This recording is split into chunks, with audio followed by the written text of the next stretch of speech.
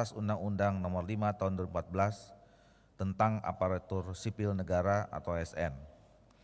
Assalamualaikum warahmatullahi wabarakatuh. Selamat siang, salam sejahtera bagi kita semua. Yang terhormat Saudara Pimpinan DPR, Pimpinan Rapat dan para anggota Dewan yang terhormat. Yang terhormat Saudara Menteri Pendayagunaan Aparatur Negara dan Reformasi Birokrasi, Menteri Keuangan, Menteri Dalam Negeri, serta Menteri Hukum dan HAM selaku wakil pemerintah atau yang mewakili hadirin yang kami muliakan. Tentu pertama-tama kita panjatkan puji dan syukur kepada Allah Subhanahu wa taala, Tuhan yang Maha Esa yang telah memberikan rahmat dan hidayah kepada kita semua sehingga kita dapat menghadiri rapat paripurna ini dalam keadaan sehat walafiat untuk melaksanakan tugas konstitusional, yakni khususnya pembicaraan tingkat 2, pengambilan keputusan terhadap rancangan undang-undang tentang perubahan atas Undang-Undang Nomor 5 Tahun 2014 tentang Aparatur Sipil Negara. Pimpinan dan peserta rapat yang kami hormati, rancangan undang-undang tentang Aparatur Sipil Negara pada awalnya merupakan usulan DPR yang disampaikan melalui surat Ketua DPR RI kepada Presiden Republik Indonesia nomor LG-4759/DPR RI _4 Romawi _2020 perihal penyampaian rancangan undang-undang perubahan undang-undang tentang ASN. Dalam surat tersebut, DPR RI menyampaikan usulan perubahan yang mencakup 5 klaster perubahan dari Undang-Undang Nomor 5 Tahun 2014 tentang Aparatur Sipil Negara. Yakni yang pertama, klaster pertama adalah penghapusan KASN, klaster kedua penetapan kebutuhan PNS dan P3K, klaster ketiga kesejahteraan P3K, klaster keempat pengurangan ASN akibat pengrampingan organisasi, dan klaster kelima pengangkatan tenaga honorer. Menindaklanjuti surat Ketua DPR RI tersebut, Presiden Republik Indonesia menugaskan Menteri Pendayagunaan Aparatur Negara dan Reformasi Birokrasi, Menteri Keuangan, Menteri Dalam Negeri, serta Menteri Hukum dan HAM untuk mewakili pembahasan rancangan undang-undang perubahan undang-undang ASN tersebut. Berdasarkan keputusan rapat konsultasi pengganti rapat BAMUS DPR RI tanggal 3 Desember 2020 perihal penugasan kepada Komisi 2 DPR RI untuk membahas rancangan undang-undang tentang perubahan atas Undang-Undang Nomor 5 Tahun 2014 tentang Aparatur Sipil Negara. Dalam rangka menindaklanjuti keputusan tersebut, kami laporkan rangkaian pembahasan rancangan undang-undang tersebut sebagai berikut. Pada tanggal 18 Januari 2021 dan tanggal 8 April 2021, Komisi DPR melaksanakan rapat kerja pembicaraan tingkat 1 dengan pemerintah dengan agenda pengantar ketua rapat dan penjelasan DPR RI atas rancangan undang-undang tentang Aparatur Sipil Negara yang dilanjutkan dengan pendapat pemerintah atas penjelasan DPR RI, penyerahan daftar inventarisasi masalah, dan pembentukan panja. Tanggal 28 dan 29 Juni 2021, Panja RUU ASN Komisi 2 mengadakan rapat dengar pendapat umum untuk mendapatkan masukan terkait pembahasan RUU ASN dengan Ombudsman Republik Indonesia, kemudian GTKHN K35+, FPPPI, dan PHK 21. Selain itu juga dengan beberapa pakar atau akademisi, antara lain Profesor Eko Prasojo, kemudian Profesor Dr. Sofyan Effendi, kemudian Profesor Dr. Siti Zuhro, selanjutnya Profesor Joherman Shah Johan, dan Profesor Dr. Zudan Arif Fakhrullah. Selanjutnya pada tanggal 27 Agustus 2021, Panja RUU tentang ASN melakukan kunjungan kerja ke Provinsi Jawa Barat pada tanggal 30 dan pada tanggal 30 Agustus 2001 ke Provinsi Jawa Tengah. Kemudian tanggal 2 sampai tanggal 4 September 2001 dan tanggal 11 sampai tanggal 13 November 2001 diadakan rapat konsinyering Panja RUU tentang ASN bersama dengan pemerintah. Pada tanggal 13 Januari 2022 diadakan rapat internal Panja ASN dalam rangka pembahasan 6 klaster isu RUU tentang ASN. Selanjutnya pada tanggal 21 hingga 22 Maret 2022 kembali diadakan rapat konsinyering Panja RUU tentang ASN bersama dengan pemerintah dengan agenda melanjutkan pembahasan terkait RUU dengan pemerintah dengan tentang ASN antara lain tidak lanjut beberapa putusan Mahkamah Konstitusi, digitalisasi manajemen ASN, dan penguatan KSN. Pada tanggal 19 sampai dengan 21 Juni 2023 diadakan rapat konseling Panja RUU ASN dengan pemerintah dan beberapa agenda antara lain pembahasan DIM rancangan undang ASN berdasarkan 6 klaster isu strategis yang baru. Panja RUU ASN mengusulkan tambahan klaster isu strategis yaitu ASN di lembaga eksekutif, legislatif, dan yudikatif. Sedangkan terhadap isu strategis tentang penetapan kebutuhan PNS dan P3K, kesejahteraan P3K, pengurangan ASN akibat perampingan organisasi, pengangkatan tenaga honorer, dan digitalisasi manajemen ASN diserahkan kebijakan penyelesaiannya kepada pemerintah. Panja RUU tentang ASN dan pemerintah sepakat untuk menindaklanjuti putusan Mahkamah Konstitusi dan memasukkannya dalam rancangan undang-undang ASN tersebut. Pada tanggal 4 Juli 2023 diadakan rapat internal Panja RUU tentang ASN dengan agenda penambahan isu strategis lainnya yaitu terkait pengisian jabatan ASN yang berasal dari prajurit TNI dan anggota Polri. Pada tanggal 7 sampai dengan 9 Juli 2023 diadakan rapat Timus dan Timsin dengan agenda merumuskan norma-norma yang telah disepakati dalam pembahasan Panja RUU tentang ASN. Kemudian dalam pembahasan di Timus dan Timsin terdapat rumusan norma yang berubah substansi dan usulan norma baru. Timus dan Timsin akan melaporkan perubahan substansi pada RUU tentang ASN kepada Panja RUU tentang ASN. Selanjutnya pada tanggal 14 Juli 2023 diadakanlah rapat lanjutan tim perumus dan tim sinkronisasi dengan agenda merumuskan penjelasan pasal per pasal rancangan undang-undang tentang ASN. Pada tanggal 28 Agustus 2023 dalam rapat panitia kerja RUU perubahan ASN, Ketua tim perumus dan tim sinkronisasi menyampaikan bahwa dengan mengacu pada ketentuan angka 237 lampiran 2 Undang-Undang Nomor 12 Tahun 2011 tentang pembentukan peraturan perundang-undangan serta dengan mempertimbangkan adanya perubahan sistematika peraturan perundang-undangan, adanya perubahan materi muatan lebih dari 50%, dan adanya perubahan esensi dari Undang-Undang Nomor 5 Tahun 2014, maka rancangan undang-undang tentang aparatur sipil negara akan disusun sebagai undang-undang yang baru dengan format penggantian. Pada tanggal 25 September 2023, Panja mengadakan rapat guna membahas dan memutuskan agar perubahan format RUU tentang perubahan atas Undang-Undang Nomor 5 Tahun 2014 tentang ASN menjadi rancangan undang-undang penggantian Undang-Undang Nomor 5 Tahun 2014 tentang ASN akan diserahkan pada rapat kerja tingkat 1 pengambilan keputusan bersama pemerintah. Selanjutnya pada tanggal 26 September 2023 dilakukan kembali rapat kerja tingkat 1 antara Komisi 2 DPR RI dengan Menteri Pendayagunaan Aparatur Negara dan Reformasi Birokrasi, Menteri Keuangan, Menteri Dalam Negeri dan Menteri Hukum dan HAM dengan acara pengantar ketua rapat, kemudian laporan Panja, pendapat akhir mini fraksi-fraksi dan pemerintah serta pengambilan keputusan, dan diakhiri dengan penandatanganan pengesahan draft rancangan undang-undang tentang perubahan atas Undang-Undang Nomor 5 Tahun 2014 tentang aparatur sipil negara. Berdasarkan laporan dan rekomendasi yang sudah dibacakan oleh Ketua Panja, maka Raker tingkat 1 sepakat dan memutuskan bahwa rancangan undang-undang tentang perubahan atas Undang-Undang Nomor 5 Tahun 2014 tentang ASN menjadi rancangan undang-undang penggantian Undang-Undang Nomor 5 Tahun 2014 tentang ASN sekaligus menyepakati materi muatan yang belum diputuskan pada rapat Panja.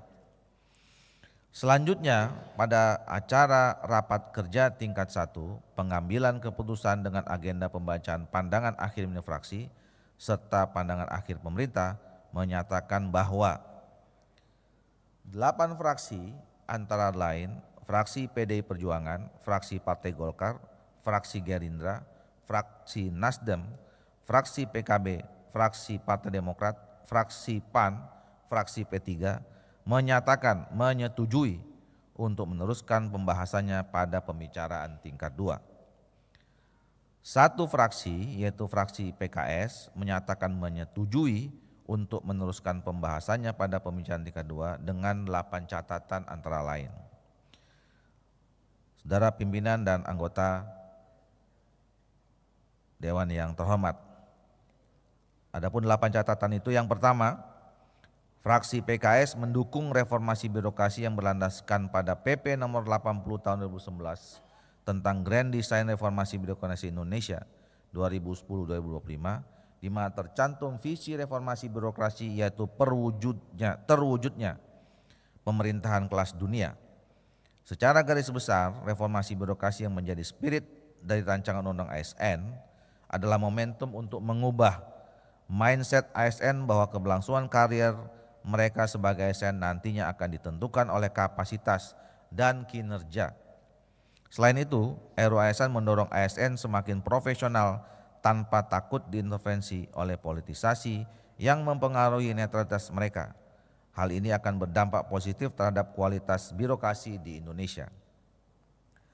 Kedua, fraksi PKS mengapresiasi RUU ASN yang mampu mengakomodasi fleksibilitas dalam penetapan kebutuhan PNS dan P3K. Sebelumnya instansi pemerintah tidak fleksibel dalam mengalokasikan sumber dayanya untuk disesuaikan dengan perubahan strategi organisasi. Karena setiap ada perubahan formasi pada jenis jabatan tertentu harus seizin menteri. Instansi pemerintahan diberikan kebebasan untuk menentukan kebutuhan ASN dengan metodologi yang bisa disesuaikan sesuai dengan kebutuhan dan perkembangan zaman. Hal ini sangat bagus karena dapat menjadikan birokrasi kita beradaptasi dengan realitas dan zaman yang baru dan berubah semakin cepat. Sehingga birokrasi dapat menjadi alat negara yang dapat memberikan pelayanan yang maksimal kepada masyarakat. Yang ketiga, fraksi PKS mendukung penuh kesejahteraan ASN baik dari PNS maupun dari P3K. Sebagaimana pengaturan tentang hak pegawai ASN pada pasal 21, 23 rancangan undang-undang ASN. Mereka telah berkontribusi sangat besar terhadap pelayanan masyarakat dan dalam teknik penyelenggaraan pemerintahan.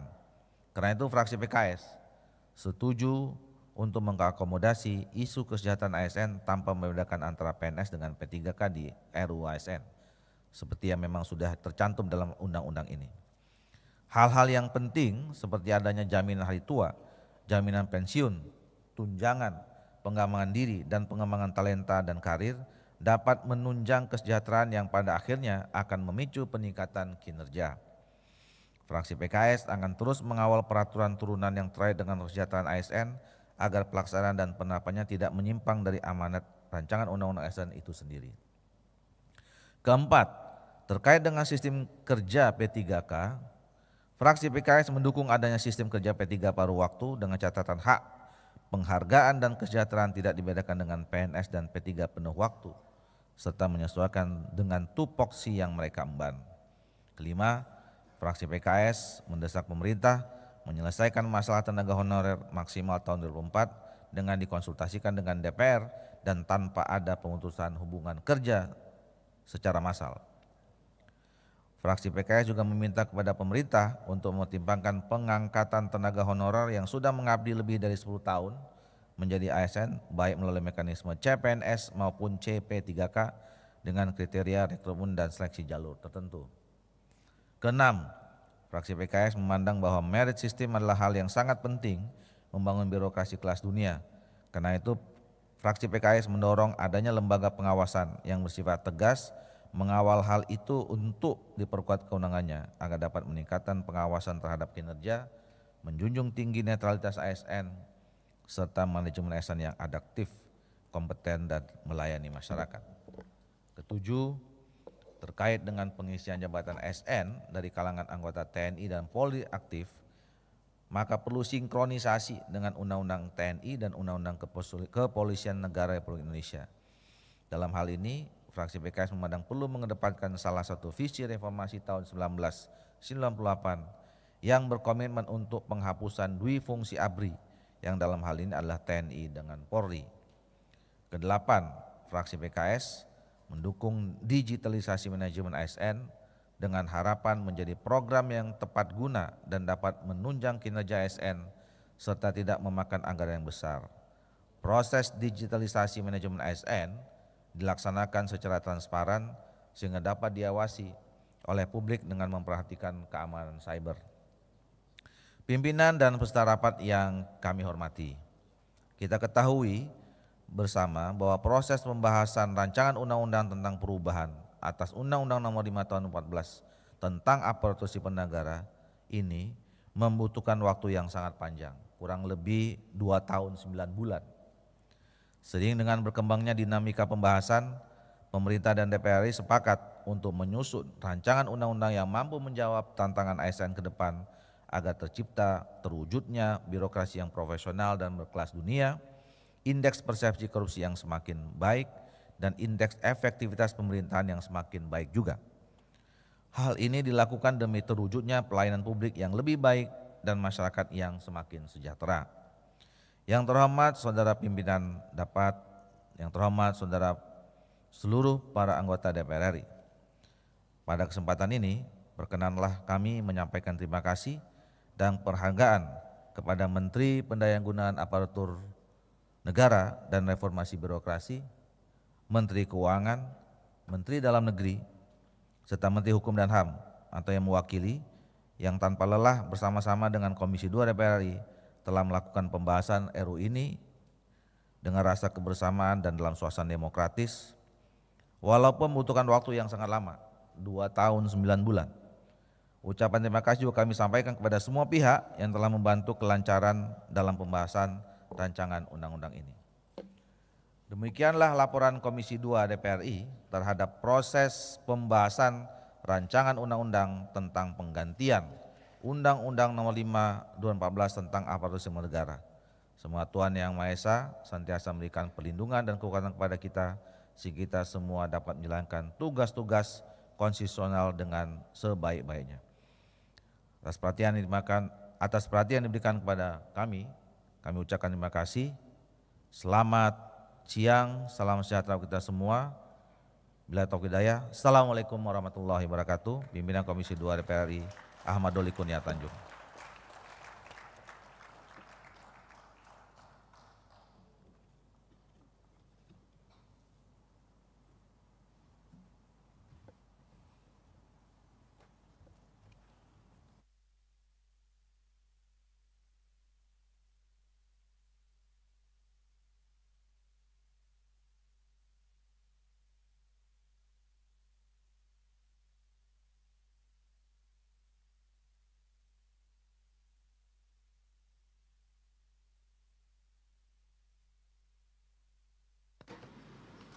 Terima kasih kepada Ketua Komisi 2 DPR RI yang telah menyampaikan laporan hasil pembahasan RUU tersebut.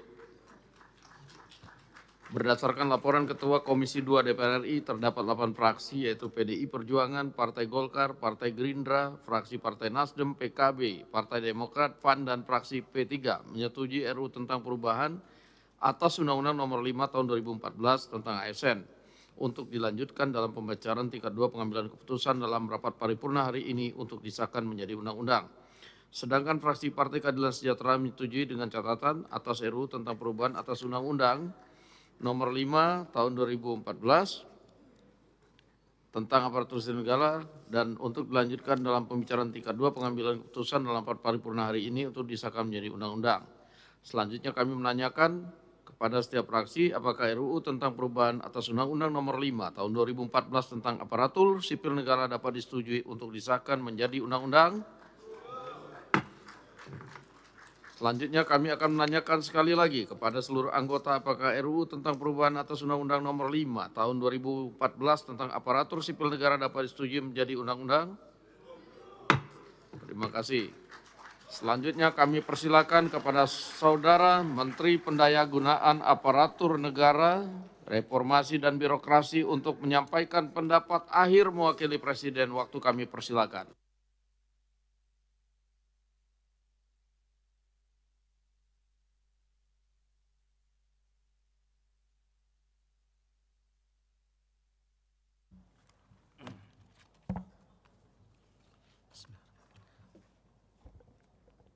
Assalamualaikum warahmatullahi wabarakatuh. Shalom, Om Swastiastu, Namo Buddhaya, salam kebajikan, salam sejahtera untuk kita semua. Beli cendol di stasiun Cikini, pulangnya mampir ke Gondang Dia. Mari sukseskan RUU ASN ini demi ASN yang semakin bahagia. Yang kami hormati Ketua dan Wakil Ketua DPR RI, para Ketua Fraksi, Ketua dan Pimpinan Komisi 2 DPR RI, seluruh anggota DPR RI, para Menteri yang hadir atau yang mewakilkan, teman-teman dari BKN, LAN, hadir juga Ketua Asosiasi Persatuan Gubernur seluruh Indonesia, bisa berdiri, kemudian Ketua Asosiasi Wali Kota seluruh Indonesia, Wakil Ketua Asosiasi Bupati seluruh Indonesia, Asosiasi Sekda seluruh Indonesia, dan teman-teman hadirin dari seluruh Indonesia yang menghadiri secara Zoom pada kegiatan yang sangat berharga ini. Hadirin yang kami hormati, izinkan kami dalam kesempatan yang baik ini menyampaikan ucapan terima kasih pemerintah kepada para anggota Dewan yang terhormat, yang telah dengan sangat luar biasa menjalani seluruh rangkaian proses persidangan hingga tiba pada sidang paripurna hari ini untuk meminta persetujuan pengesahan rancangan undang-undang tentang aparatur sipil negara atau RUU ASN. Para anggota Dewan yang terhormat telah menyampaikan usulan dan pemikiran terbaik dalam penyusunan RUU ASN ini. Terima kasih pula kami haturkan sebagai Menpan RB kepada Menteri Keuangan, Menteri Hukum dan HAM, Menteri Dalam Negeri, dan berbagai kementerian lembaga lainnya yang turut mendukung penyelesaian RUU ini. Dengan dukungan anggota Dewan yang terhormat, kita akan memasuki babak baru transformasi manajemen ASN melalui RUU ini sebagai payung hukumnya. Oleh karena itu sekali lagi kami menyampaikan terima kasih kepada anggota Dewan yang terhormat. Teriring doa semoga Bapak Ibu senantiasa dianugerahi kesehatan dan kelancaran dalam menunaikan pengabdian kepada bangsa dan negara. Ketua, Wakil Ketua, dan anggota DPR RI yang kami hormati, saat ini dan di masa depan Indonesia dihadapkan pada beragam tantangan global dan domestik yang tidak mudah untuk diatasi. Untuk menuju era Indonesia Emas 2045, bangsa kita membutuhkan dukungan berbagai sektor. Salah satunya adalah terwujudnya birokrasi yang profesional dan berkelas dunia. Birokrasi dengan para ASN di dalamnya memegang peranan penting karena berbagai program pembangunan digerakkan oleh kinerja birokrasi. Ibarat kendaraan birokrasi adalah mesinnya, mesin yang mampu menggerakkan kendaraan tersebut. Maka sebagai mesin, birokrasi harus senantiasa dipastikan dalam kondisi prima, sehingga dapat menggerakkan kendaraan menuju tujuan yang dicita-citakan. Dapat dikatakan baik atau buruknya kinerja pelayanan pemerintah sangat ditentukan oleh kualitas dan kapasitas birokrasi yang ada. Oleh karena itu, reformasi birokrasi saat ini kita arahkan secara double track untuk mendorong reformasi birokrasi berdampak, yakni reformasi birokrasi general untuk meningkatkan akuntabilitas dan efisiensi, dan reformasi birokrasi tematik yang fokus pada pengentasan kemiskinan, peningkatan investasi, pengendalian inflasi, peningkatan belanja produk dalam negeri yang ditopang oleh digitalisasi pemerintah. Sehingga ke depan tidak ada lagi penghargaan kepada pemerintah daerah yang bagus birokrasinya tapi kemiskinannya justru naik atau investasinya justru turun. Bapak Ketua, Wakil Ketua, dan anggota DPR yang terhormat, selama ini kita memang dihadapkan pada dua bandul utama dilema birokrasi. Di satu sisi kita ingin bergegas menuju birokrasi profesional berkelas dunia. Tetapi pada sisi yang lain kita dihadapkan pada tantangan birokrasi yang sebagian masih terjebak pada zona nyaman, tantangan manajemen kesejahteraan ASN hingga politisasi ASN. Inilah seperti kita ada pada tarik tambang, kadang menang yang kiri, kadang juga tarik tambangnya menang yang sebelah kanan. Hingga bulan Oktober tahun 2023 kita telah melakukan beberapa langkah, yaitu jumlah total ASN di seluruh Indonesia mencapai 4,4 juta jiwa.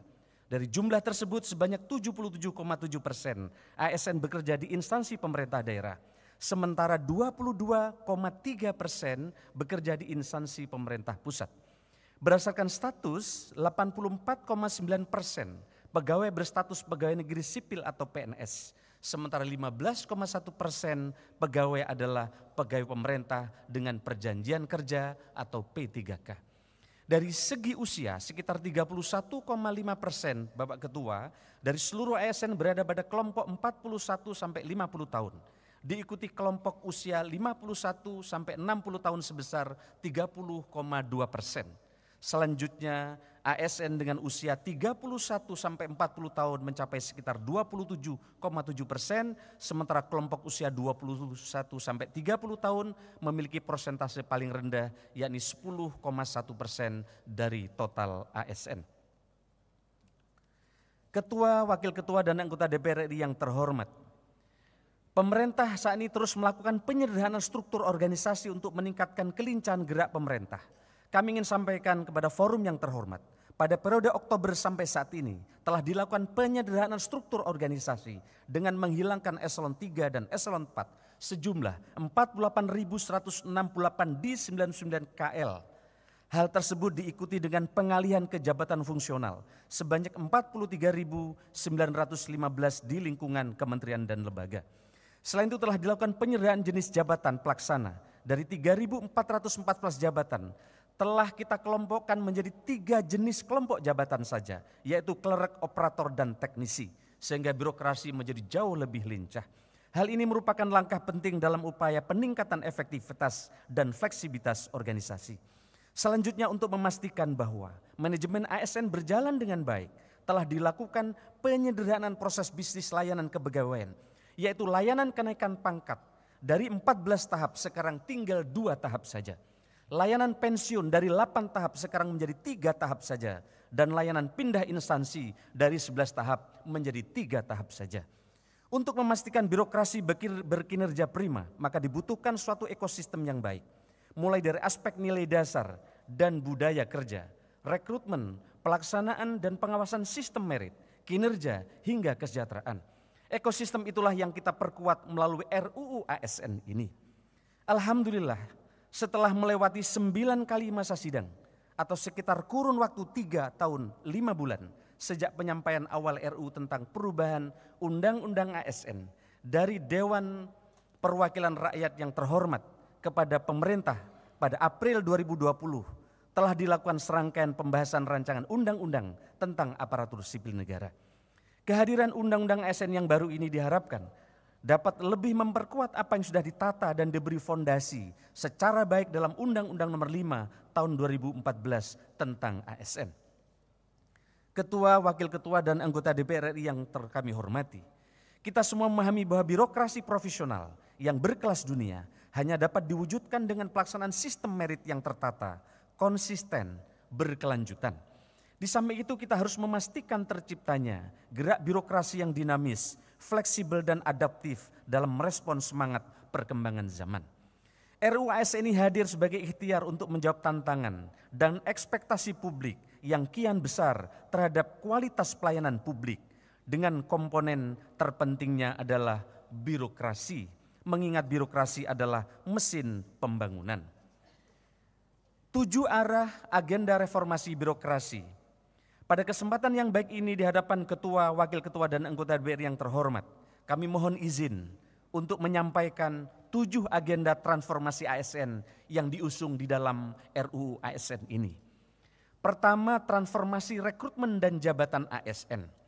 Transformasi ini kita rancang untuk menjawab organisasi yang harus lincah dan kolaboratif. Salah satu contohnya adalah rekrutmen ASN. Tidak perlu menunggu 1 atau 2 tahun ketika ada yang pensiun, sehingga ke depan rekrutmen akan lebih cepat dan birokrasi akan lebih responsif. Metode dan tahapan rekrutmen seperti seleksi administrasi, seleksi kompetensi dasar, dan seleksi kompetensi bidang juga tidak diatur secara rigid dalam undang-undang. Hal ini untuk memudahkan kita merekrut tenaga profesional yang telah memiliki pengalaman unggul di bidangnya. Selain itu, rekrutmen ASN harus diselenggarakan mengacu pada prioritas nasional, sehingga ketika negara menjadikan kedaulatan pangan, digitalisasi, hilirisasi, dan antisipasi perubahan iklim sebagai prioritas nasional, maka rekrutmen ASN seharusnya diarahkan untuk instansi-instansi yang menjadi leading sektor terkait hal tersebut, serta untuk daerah-daerah yang menjadi sentra akselerator untuk sektor-sektor tersebut. Saat ini rekrutmen ASN hanya didasarkan pada penetapan kebutuhan yang basisnya adalah analisis jabatan dan analisis beban kerja sesuai dengan bisnis proses saat ini. Padahal saat yang sama kita sedang melakukan penyederhanaan proses bisnis melalui digitalisasi. Hal ini menyebabkan tidak adanya korelasi antara jumlah dan jenis jabatan ASN dengan apa yang menjadi prioritas nasional. Dalam hal penataan jabatan ASN, dilakukan penyederhanaan pengelompokan dan klasifikasi jabatan sehingga lebih lincah untuk mengikuti tantangan dan kebutuhan organisasi. Yang kedua, terkait dengan kemudahan mobilitas talenta nasional. Kemudahan ini kita dedikasikan untuk mengatasi kesenjangan talenta yang selama ini yang masih terpusat di kota-kota besar, sehingga banyak daerah-daerah terpencil kesulitan mendapatkan dokter-dokter hebat, guru-guru hebat, dan juga mendapatkan nakes-nakes yang hebat begitu susah. Mobilitas talenta akan berorientasi Indonesia sentris, sehingga dukungan keberadaan ASN terutama di daerah 3T akan turut mendukung pemerataan pembangunan ekonomi nasional. Fleksibilitas mobilitas talenta ini juga memastikan dengan jelas bahwa PNS yang diangkat menjadi pejabat negara, komisioner atau anggota lembaga non-struktural maupun dalam penugasan ke organisasi dunia tidak kehilangan hak kepegawaiannya selama menjalankan tugas tersebut. Pintu untuk ASN mobile keluar instansi pemerintah seperti di TNI dan Polri atau BUMN. Selama ini TNI Polri banyak masuk ke instansi pemerintah, tapi ASN tidak bisa masuk ke TNI Polri. Tapi dengan undang-undang ini ASN bisa masuk ke TNI Polri. Juga sudah mulai dibuka dengan adanya undang-undang ASN ini. Ini sangat didorong oleh untuk mobile sebagai bentuk pengembangan dirinya. Begitu juga terkait dengan mutasi. Selama ini para bupati, wali kota, gubernur, dan para menteri mengeluhkan dan selama ini persyaratan untuk melakukan mutasi sangatlah rigid sehingga muncul stigma bahwa sulit untuk memindahkan seorang pegawai ASN. Contohnya untuk memindahkan seorang pejabat pimpinan tinggi membutuhkan waktu paling kurang 2 tahun. Ketiga, soal percepatan pengembangan kompetensi ASN. Pola pengembangan kompetensi ASN tidak lagi klasikal seperti penataran, tetapi mengutamakan experiential learning seperti magang, on the job training yang semuanya menjadi bagian dari upaya untuk meningkatkan kompetensi ASN menuju birokrasi berkelas dunia. Pengembangan kompetensi tidak lagi dimaknai sebagai hak, melainkan suatu kewajiban bagi pegawai ASN. Untuk itu instansi pemerintah wajib memberikan kemudahan akses belajar bagi pegawai ASN. Selama ini kesempatan untuk memperoleh akses pengembangan kompetensi tidaklah merata. Pelaksanaan pengembangan kompetensi juga belum dikaitkan dengan kebutuhan ASN itu sendiri. Terkadang ASN memilih untuk mengikuti diklat apapun hanya untuk menggugurkan syarat minimal 20 jam pelajaran secara klasikal. Keempat, penataan tenaga non-ASN dengan perluasan mekanisme dan skema kerja untuk memastikan 4 prinsip. Pertama, terkait dengan tenaga honorer, tidak ada pemberhentian massal terhadap tenaga non-ASN. Kedua, tidak ada pengurangan pendapatan dari yang diterima tenaga non-ASN saat ini. Ketiga, tidak menimbulkan tambahan beban fiskal yang signifikan. Dan keempat, tetap memenuhi mekanisme yang diatur dalam peraturan perundang-undangan dengan skema nanti yang ditentukan sesuai kesepakatan anggota DPR adalah dengan skema penuh waktu dan paruh waktu.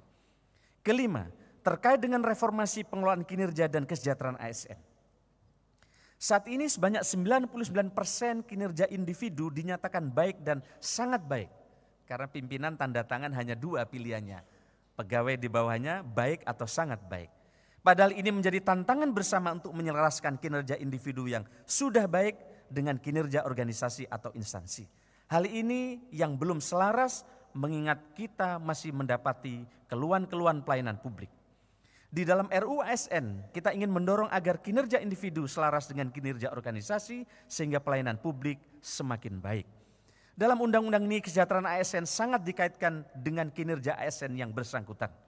Selama ini ASN yang berkinerja mendapatkan tunjangan kinerja sama dengan ASN yang hadir di kantor untuk memenuhi presentasi kehadiran.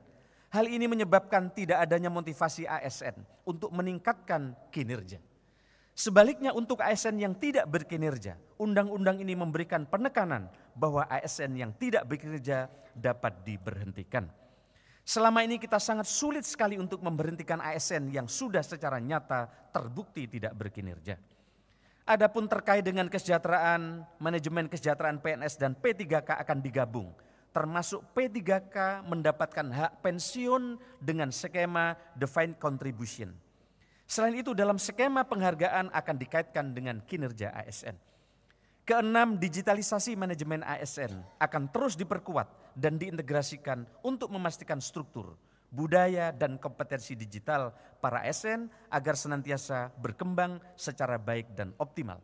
Oleh karena itu, kompetensi digital menjadi salah satu kompetensi wajib dan penting untuk dimiliki seluruh ASN.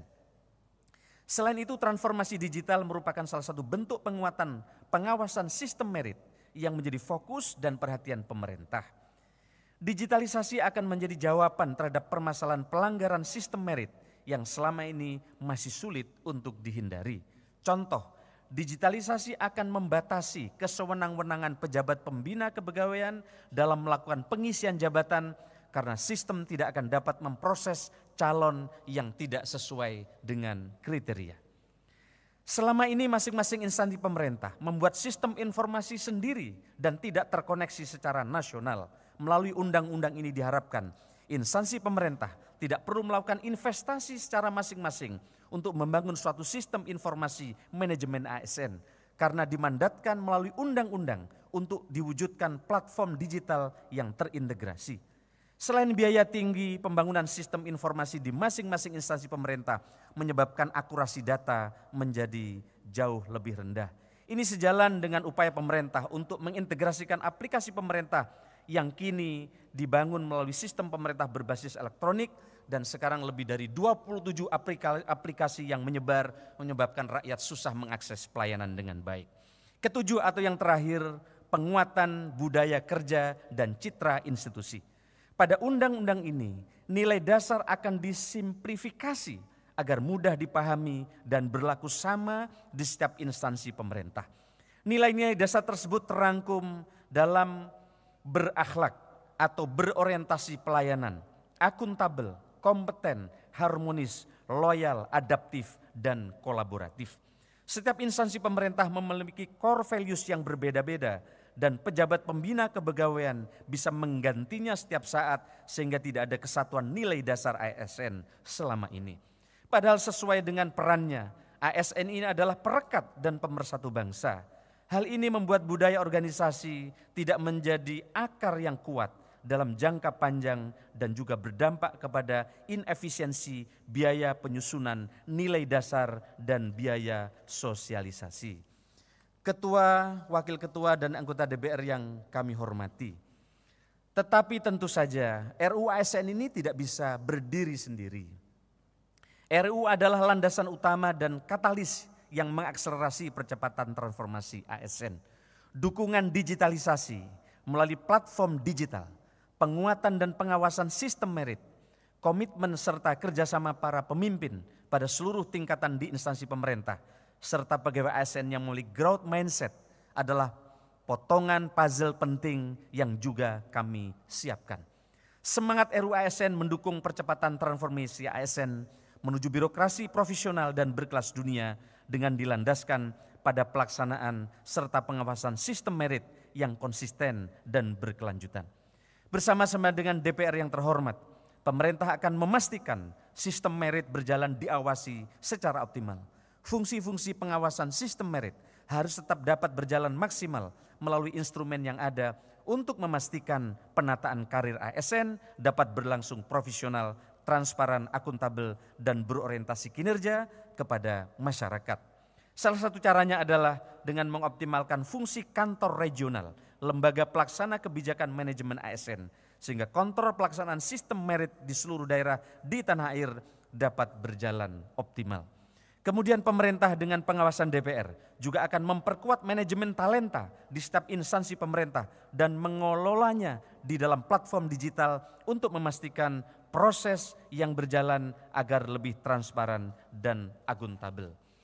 Ketua, Wakil Ketua, dan anggota DPR yang kami hormati, demikianlah pendapat akhir terhadap rancangan undang-undang tentang aparatur sipil negara dari pemerintah. Pemerintah mengucapkan terima kasih kepada pimpinan dan seluruh anggota Komisi 2 DPR RI yang telah berperan aktif dalam rangkaian pembahasan rancangan undang-undang tentang aparatur sipil negara ini. Tepuk tangan saya kira buat teman-teman anggota Komisi 2 yang telah bekerja keras. Kami sampaikan juga terima kasih kepada seluruh anggota Dewan yang terhormat yang hadir pada kesempatan ini. Semoga upaya kita untuk mewujudkan ASN yang profesional dan berkelas dunia dapat memberikan dampak pada terwujudnya pelayanan publik yang lebih baik dan masyarakat yang semakin sejahtera. Kiranya ikhtiar kita semua diridhoi oleh Allah Subhanahu wa Ta'ala. Balonku ada 4, ku pegang erat-erat. Terima kasih DPR yang terhormat, legislasi hebat untuk kepentingan rakyat. Tahu bulat digoreng dadakan, nikmat rasanya hanya 500-an. Kepada Bapak Ibu semua terima kasih kami ucapkan. RUU ASN kini telah resmi disahkan.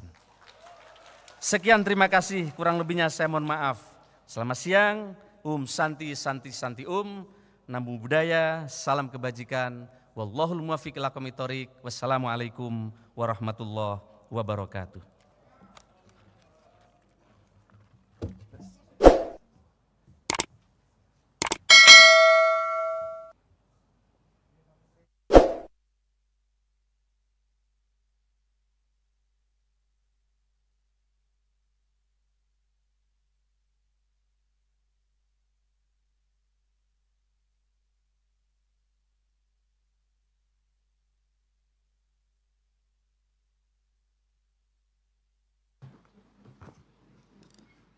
Terima kasih kami ucapkan kepada Saudara Menteri Pendayagunaan Aparatur Negara dan Reformasi Birokrasi yang telah menyampaikan pendapat akhir mewakili Presiden dengan rigid.